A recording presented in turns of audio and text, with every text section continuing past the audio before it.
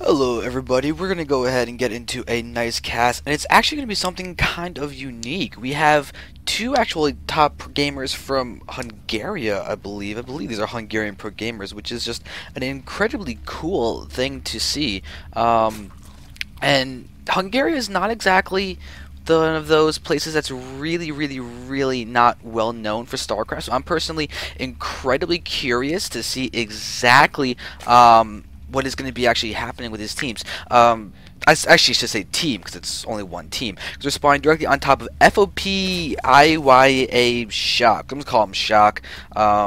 So we've got FoP.Shock being the red Zerg in the top right, going up against FoP.FroDo. Frodo is going to be the pink Protoss in the bottom right. So we have an FoP team match between Frodo and Shock on Entombed Valley, and it is a PvZ. And right off the bat, seeing this, I don't really think Shock can be too happy when he goes ahead and sees the spawning locations, as this is arguably one of the it's probably this, I'd say, the second worst spot that he could have. I think it would only be worse if he was here in the bottom left, because as you can see, the expanding pattern for Frodo is quite simply here, and then look at that, boom, if he was over there. However, in this scenario, with the spawning location being over here for Frodo, he can move up this area and have a very rough attack angle. If it goes for Blinkstalker and Colossus, this area can be incredibly easily abused, just to get in there and be very mobile and start back and forth. And if he sees it, and just goes force field, and then nothing can go attack from there.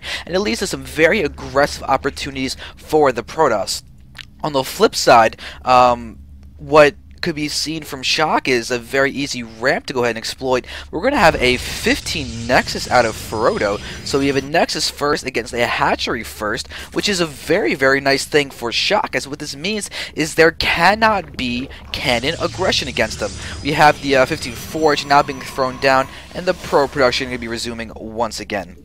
So Frodo's starting to this out incredibly economically. Now he's got to see exactly what his follow-up is going to be, and we also need to look out for Shock on his gas timings and whether he's going to be getting a third base or not. Because if he gets a gas soon and there's no third base, we're going to be seeing probably some kind of Bane bust or Roach bust or something along those lines, as this is a very good map for those types of strategies. As you can see, it's necessary to have a pylon in the wall. You have to have the pylon in the wall, otherwise it will just not have a wall. And as Protoss, you definitely need a wall against Zerg at the start of this game matchup.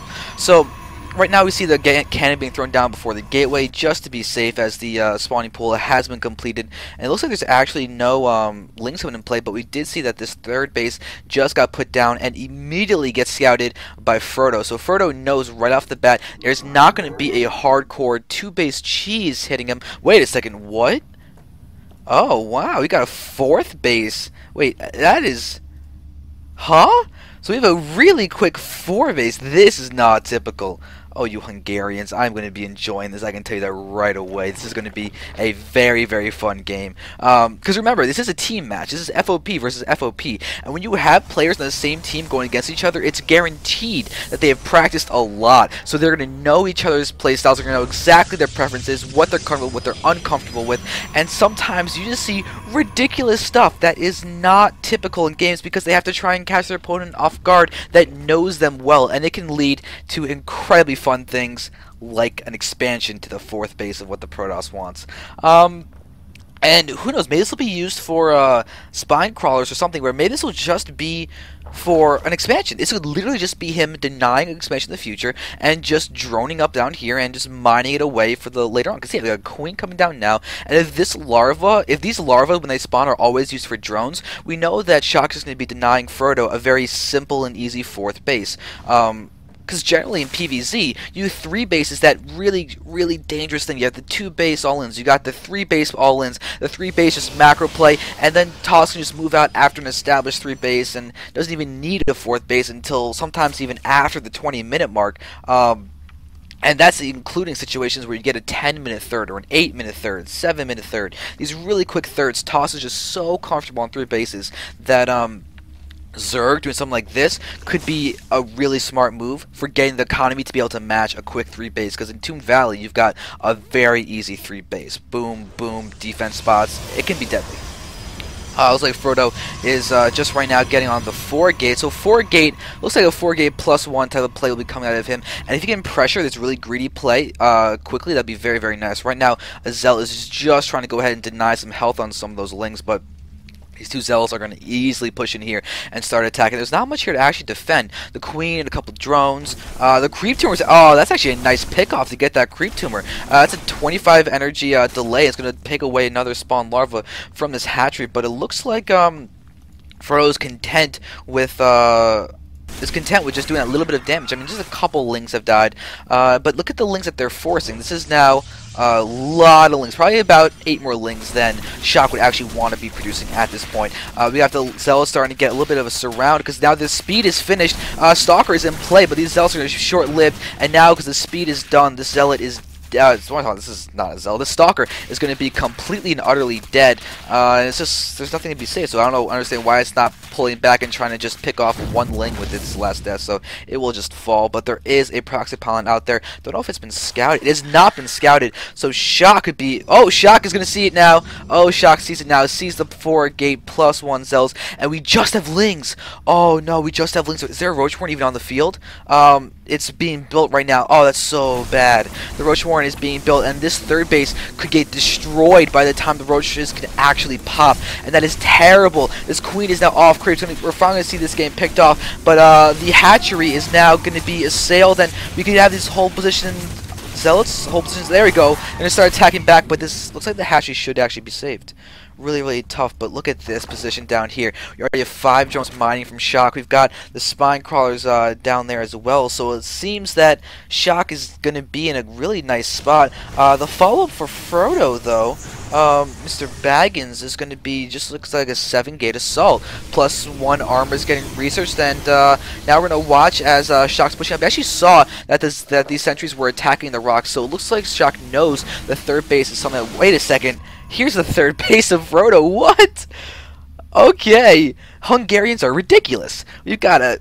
I like this game. This is going to be a fun game. I can't wait to see how this is going to be playing out. So we've got, looks like just the 3rd and 4th gas is being taken right now. Roach Warren is done. We're going to have a fast 4 base versus a fast 3 base with basically hidden expos for the other ones. And as you can see, Frodo has no idea. He hasn't even seen any kind of creep or anything. But the second he goes up this ramp, he's going to see that creep and know that this base has been put down. But as you can see, Shock is putting a big defensive position down there. I'm already at 63 drones and 4 bases. My God, the income's massive. 2,200 income. That's ridiculous. But now we're going to see all this stuff is going to get seen. We've got this is actually the 4th Nexus coming down here from Shock. That's like a forced to get canceled, I think. Yeah, there's the forced cancellation. And Frodo sees the creep. Frodo's going to push down here, see the spine crawlers, and he's got. I don't know if he's going to assume that the base is. He's got. Yeah. Thanks. Is that supposed to be thanks? I don't know, but oh, look at that move. Shock is looking scared, going for a full cannon wall off. I actually kind of want to see pylons in front of that. I don't know, but he still has his third base up over here. But he knows he's going to build probes. He's not going to be able to transfer probes, because that's going to reveal that the base is there. So it's just going to be probes built one by one down there. And here we have all these Lings to start attacking. Where's the forces behind him? Oh, the sentries were too far away. Oh, that would have been really, really key. But now we've got this creep tumor is going to fall until it gets canceled. This is going to fall. But the spine crawlers are now going to start pushing. We have a big spine crawler push. What is going on? Big spine crawler push going to be attacking the front. Frodo does have these 3 cannons done. It's going to help out a lot. But is there a robo or anything type of play down here? It looks like Templar Archives. So no Colossi, no Immortals. And those are really the spine crawler killers, because Sidestorm doesn't really attack them at all. But it really seems that actually Archon's going to be coming into play. And it looks like we just have a little bit of maybe 4 probes down there mining, not that much, but we have a lot of roaches and Lings coming down the map right now, and they're going to be assaulting this so soon. I cannot wait to see what these guys are going to be doing in this, because this is just so atypical, to say the least. So with these there should be a robo coming out shortly. It's just Psystorm, and that's actually going to end up being really, really good, as we've got a Spire coming down. If we have Mutas, if Frodo's already ready for the Mutas with Psystorm, this could be terrible for Shock. But Shock's income is going to be quite nice. The gas income is massive, but don't underestimate the fact that FroDo has this top left base as well. We have pylons going to be warped in there, and if we actually had a DT harassment right now, DTs, if they just warped in from over here and then just started attacking each of these bases, that would be a beautiful move. The Twilight Council tech is already there, and there's no detection whatsoever. The lair is there, but it's a spine crawler roach ling push, and this overseer would normally be enough to make sure that that this base is okay and can't send out any kind of links. But now we're going to start the attack. Any kind of, not links, any kind of DTs, and that would normally be good, but with the base up here, we actually have a really good proxy pylon setup. But Shock is now going to start pushing in. We've got one cannon going to survive. That's not... There we go. Now it's dead. We should have... If we had Lings come up to this top left and attacking down here, that'd be great. But the force fields are going down. Really good force fields. Very nicely placed. And a lot of roaches are getting trapped down there. And they're just going to start moving around. They're actually trying to retreat. That's not going to go so well. Another round of forces is going to come into play. And here we have the side storms available. And there's going to see one storm maybe hitting a couple of those roaches. The spine crawlers are going to actually start pushing up. And with these spine crawlers going on, we're going to have a really nice defensible spot by Shock. And a defensible spot in the offensive state of FroDo's natural expansion. But there's a side storm getting baited by all those lings that start pushing in. We could still see more storms, though. No more storms. There, why aren't the storms? There we go. There's a nice storm. Very nice storm going to be going down there as storms are continuing attacking the left and the right. The lings are doing a great job attacking spot, but there's a beautiful storm hitting almost all of the lings. The roach count, though, is still quite high. There is no burrow, so these roaches are not going to be able to, well, burrow. Got a contamination of the forge, but nothing's being researched there, so that's perfectly fine. There actually is charge done. So these are charged lots. They have the +2 attack. There's no carapace upgrades there, but more storms. And ow! Whoa! We got the overseer dead. And that was when I would really like to see DT Tech to start working on breaking down this spine crawler little wall down here. But the Forge is not being able to get any other research going down. But the spine crawler is actually be enough to beat that cannon one-on-one. Nice job. This cannon is now unpowered because of the death of the pylon in the front. The force fields are really doing a nice job. The zealots, though, aren't able to accomplish much. But there's another storm hitting the back of the roaches, and this attack is not stopping. But don't forget, back here we've got more gateways being added. That base is now actually mining incredibly well. So FroDo is on 3 bases of mining. Shock is still on 4. He hasn't expanded again. He thinks that he's just going up against a 2-base toss. And just look at the incomes for both players. Very, very high. 87 drones. My God. And it looks like FroDo is starting to feel comfortable enough to push back. And we have so many storms going down. And I mean, even though roaches don't take that much from storms, they are clearly getting whittled down a lot. I mean, you can see the storms just keep on adding in. And we actually have a fair amount of kills probably on these Templar. I mean, there's Templar with 2 kills, 1 kill, 4 kill. They're doing a nice job, and they did kill. Oh, there's a big storm. Big storm hitting all those roaches, and the roaches in the front are so damaged. There's so many in the red. One more storm. There's going to be, oh, sacrificial Templar, but there is that one more storm. Another storm's going to land, hitting a lot of the roaches on the left. Great bits of damage, and these Archons are going to function as great tanks right now. These Spine Crawlers, though, are still mentioned to do a lot of damage, and the creep is getting close to being inside the base of FroDo. And the Spine Crawlers, if they get into the natural of FroDo, that'd be terrible. This High Templar, though, is about to have enough for another storm to start hitting those roaches. But if there was Colossus tech, that would be amazing for FroDo right now. But there's a lot of... Oh, the Zealot harass. Oh, no. That's going to be terrible for Shock. Shock is completely out of position. As you start pushing in an attack, and we have... I think I just saw a big drone transfer, actually, coming down here. Where's the drone? There are the drones. Knew I saw a big drone transfer. Thank God I'm not crazy and hallucinating.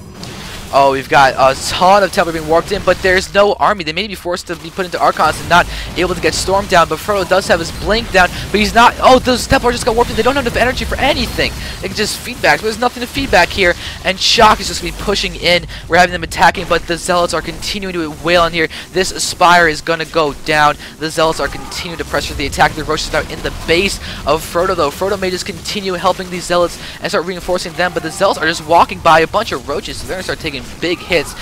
These roaches are just destroying a lot, but this hatchery is being targeted down. That base may just fall, but I mean, base for bases right now, Shock has got this, and that's a big deal. There are all those Spine Crawlers. There's a ton of Overlords just sitting over there.